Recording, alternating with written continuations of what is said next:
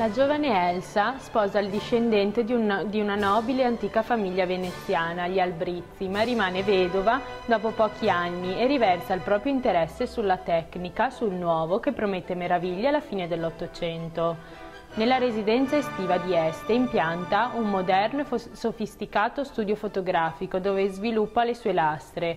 Alla sua attenzione e curiosità non può sfuggire l'automobile ed infatti è fra i primi automobilisti della regione d'Italia, acquistando una Benz Velo nel 1898.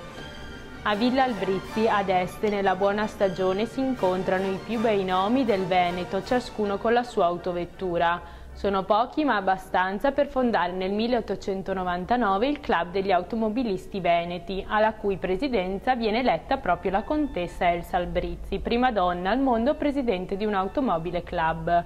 L'obiettivo della neonata associazione è quello di organizzare una corsa automobilistica. 5 anni prima si era disputata la Parigi-Rouen, prima gara al mondo, e l'anno successivo prima in Italia la Torino-Asti-Torino. Nel marzo 1899 si disputa la Verona-Brescia-Mantova-Verona e così il Club degli Automobilisti Veneti, non senza diffidenze e difficoltà, organizza la Padova-Vicenza-Bassano-Treviso-Padova. In questa gara, lunga ben 172 km, la contessa Albrizzi con la sua Benz impiega per coprire il percorso 8 ore, 12 minuti e 15 secondi, seconda della propria categoria. La notizia del giorno non è la vittoria assoluta di un giovane, Ettore Bugatti, ma la partecipazione alla corsa di una donna, che vale alla gentildonna un diploma particolare, una vera e propria investitura ufficiale come prima pilota donna della storia dell'automobile.